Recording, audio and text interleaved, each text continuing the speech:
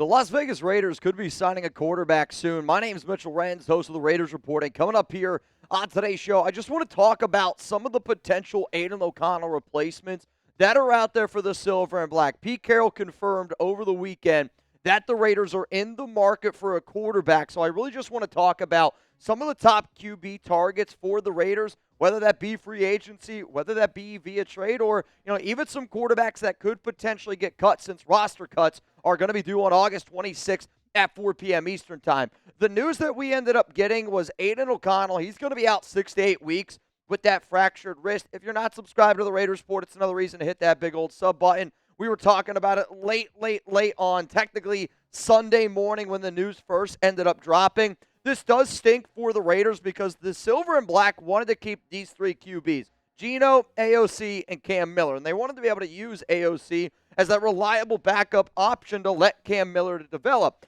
Now with O'Connell, who is, yes, a young player, but he's got 20 games played. He's got 17 starts underneath his belt. And when I was looking back at a few of these names here, one of the things that I really thought about is, all right, who exactly could this team be going out and looking for? And there was a lot of names that have been thrown out on social media, and I'm not going to rank these quarterbacks in any particular way, but I am just going to try to pinpoint, look at connections, look at the coaching connections from quarterback standpoint, from Greg Olson, from Chip Kelly, the OC, from head coach Pete Carroll, and even a lot of these guys that we have now in this front office, because it is a totally different looking Raiders organization. So for Pete, the other day, Pete ended up throwing out a lot of words, and he was saying that he plans on looking for a veteran quarterback, and he's using terms like experienced. And when I hear words of like an experienced quarterback, your mind kind of jumps to certain areas. So even though Aidan is a young guy in his third year, he's dealt with a lot of different OCs, he's had to deal with a lot of different head coaches, but I sit back and I go, why would the Raiders want to bring in a experienced player? They're trying to bring in an experienced player because that's what they valued Aidan O'Connell as an experienced player, and they're trying to find that overall replacement for him. So Pete Carroll did talk about adding a quarterback for the Las Vegas Raiders over the weekend when he was talking to the press, and he literally was like, dude, all possibilities, they're available right now. Wherever they come from, we're looking everywhere to see the best guy that fits with us. So if you don't mind, I'm not going to lay out exactly what we're looking for here. I don't want to show our hand, but I want somebody who's played. That's what's important. A guy that's had game experience is really huge to me. He then also kind of chimes in and says, like, we have Cam, and Cam hasn't played in the league much, so we're looking for an experienced player who can help us. And I don't think that they're looking for an experienced player to take, obviously, Geno's job, but just somebody, if God forbid, Geno goes down, that quarterback is going to be able to come into the game. So based on what Pete Carroll said, based on your own personal opinion, this is going to be the pinned comment on today's show, and I want to know from y'all, who's going to be the Raiders' replacement for Aidan O'Connell? Y'all are about to get at that YouTube ad break. Scroll on down and give me your answer.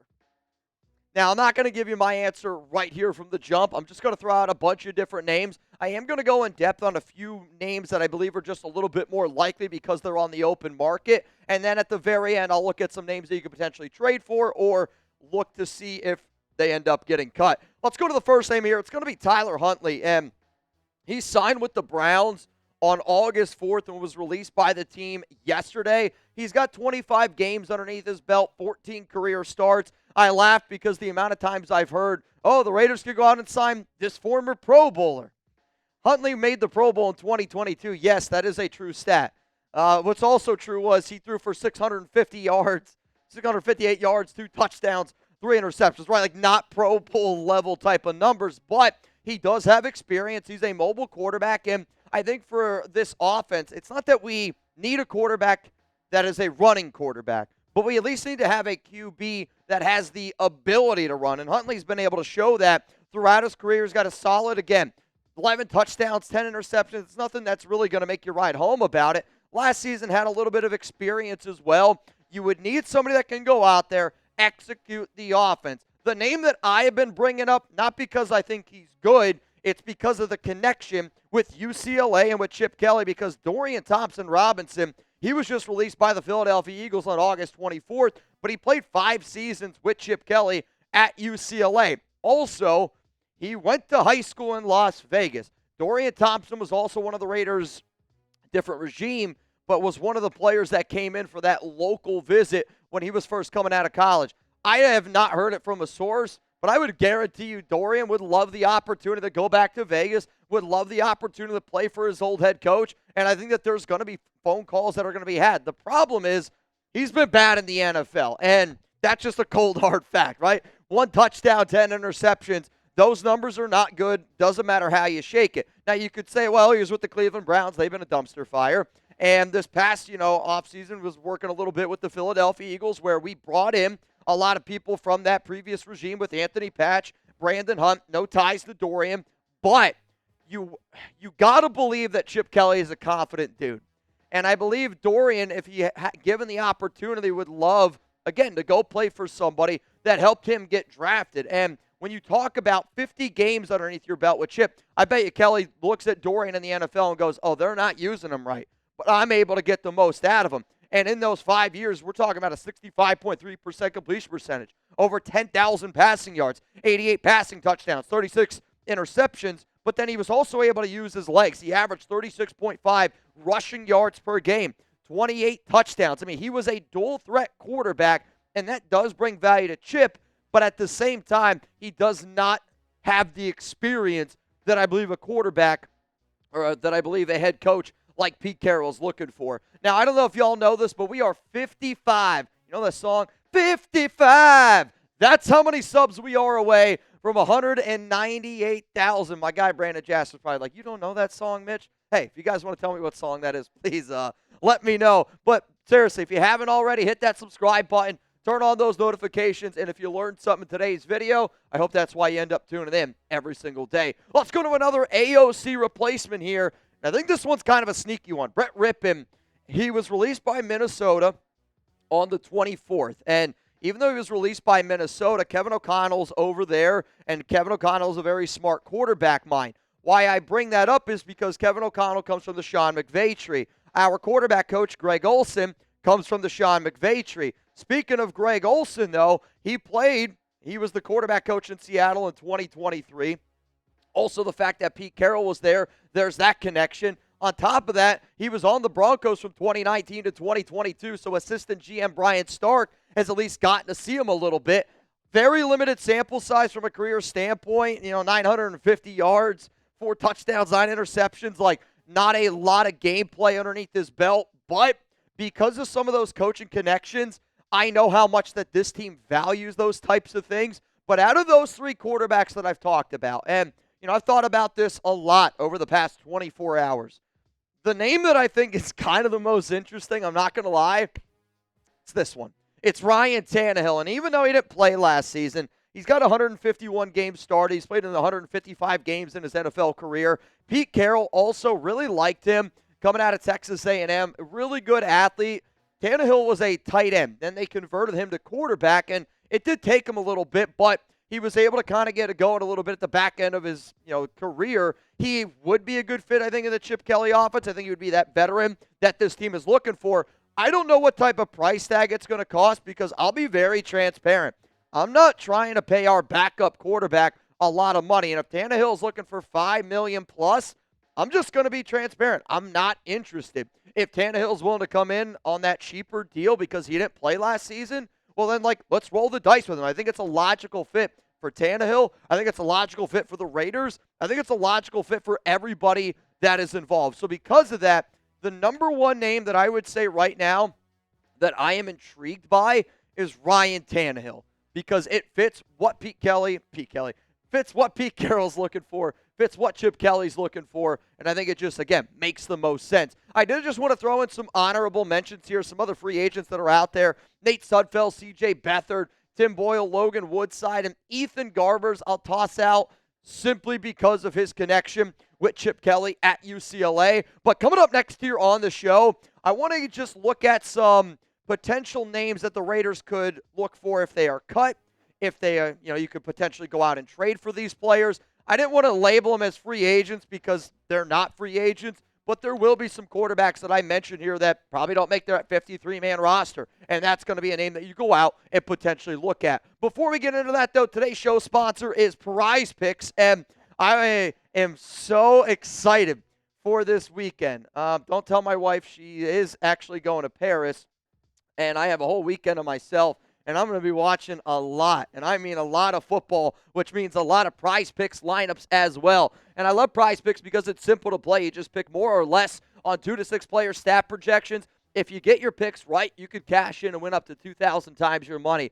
PrizePicks is also the best way to get action in sports in more than 40 states, including California, Texas, Florida, and Georgia. PrizePicks invented the flex play, which means you can still cash out if your lineup isn't perfect. You can double your money even if one of your picks doesn't hit. Download the PrizePicks app today. Use code CLNS to get $50 in lineups after you play your first $5 lineup. That is code CLNS to get $50 in lineups after you play your first $5 lineup. If you're trying to run your game all season long, PrizePicks, run your game. Now, for week 1, Dak Prescott is the max discount that PrizePicks is showing y'all. And believe me, I don't like the Dallas Cowboys. Y'all probably don't like the Dallas Cowboys, but I like a freebie, and this is going to help make your lineup with PrizePicks a lot better. If you also want to roll with one of my lineups that I have for season long, I'll throw them out from time to time. Right before the Raiders' week 1 game against the Patriots, I'll put out another brand new lineup as well. But if you want to roll with Dak and you want to roll with my season-long lineup, you can combine those. It's 20 to win, 320. At least that's where I got it. Brock Bowers, Geno Smith, Jacoby Myers, give me the more. And then I ended up taking the less with Jack Besh. So again, huge shout out to PrizePicks. Play $5, get $50 instantly in lineups. Real money sports action made easy. That link is going to be available to y'all down in the comments, down in the description of today's show. All right, so let's get into some replacements via trade, via cut, and Aidan O'Connell is a quarterback that is a very well-respected QB, at least in my personal opinion. And it's not going to be the easiest way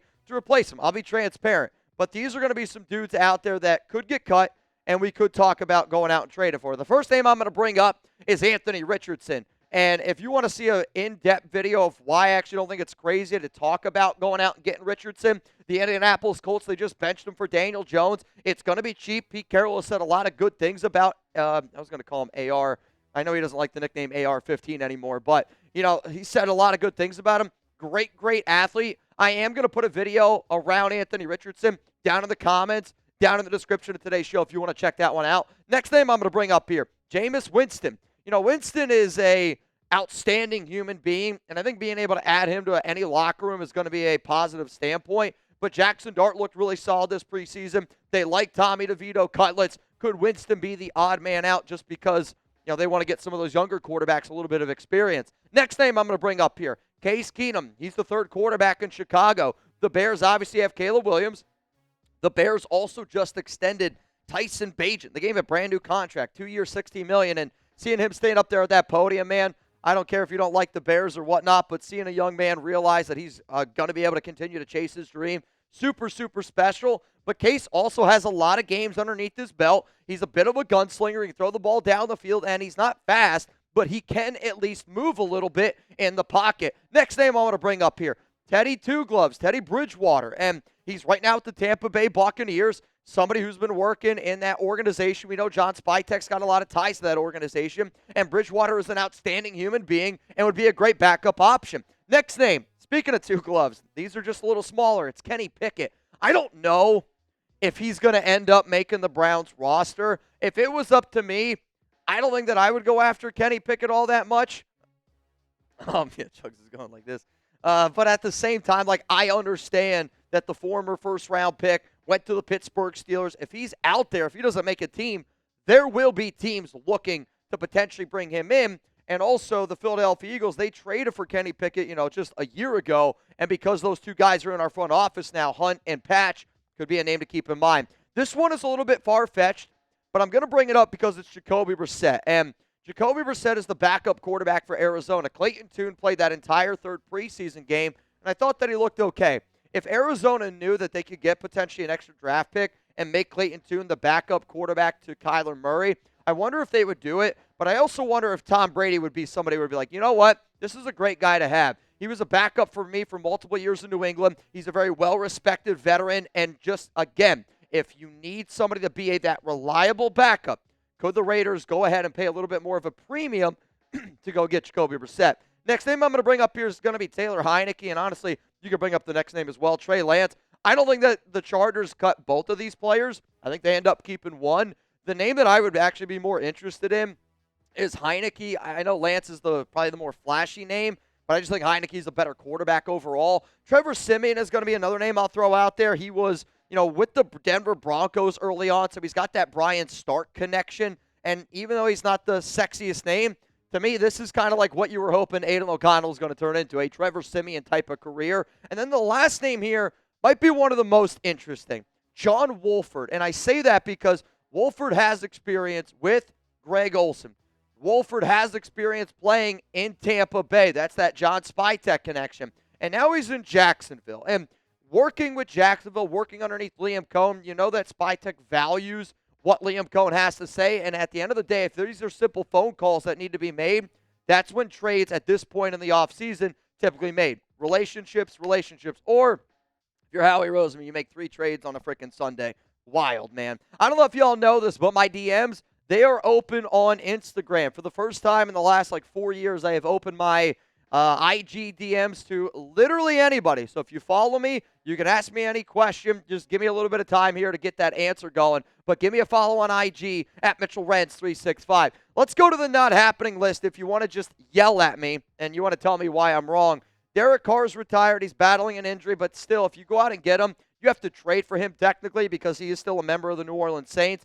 I know a lot of people think that it's going to be Shedeur Sanders or that want the Raiders to go out and get Shedeur, but the Silver and Black passed on Shedeur multiple times in the NFL draft. Also, the Raiders want you to buy into Geno Smith, and I don't think it makes a lot of sense to go trade for a quarterback that I personally don't think is ever going to be a franchise QB. I don't think the Raiders do either. That's why they passed on him. So to bring somebody in that's really going to make that locker room divisive and make the fan base kind of go against you, that's going to be a problem for that reason. I don't think Shedeur's an option. Mariota gets thrown out a lot because of his connection with Chip Kelly, but the Commanders want to keep Marcus Mariota on that team if, God forbid, something were to happen to Jaden Daniels, and they did right by Mariota this offseason by bringing him back. And then the one other name that I got, and I can't believe I'm still getting it, I'm going to say I had probably 20 people in my DMs say, what about Colin Kaepernick? He's mobile. Hasn't played since 2016. I think I'm just going to end it right there. Now, if you guys do not know, I am going to be live tomorrow, and I'm going to go live a little bit earlier. Cut day, it's due by 4 p.m. Eastern time. If the Raiders put all their cuts in, 38 guys got to get moved on from. If they end up making moves today, tomorrow, I'm going to make videos about it. So make sure you're subscribed. Make sure those notifications are on. But I also am planning on going live 2 hours earlier tomorrow in anticipation for that final Raiders roster. So if you got nothing going on, tomorrow's going to be an eventful day here at the Raiders Report.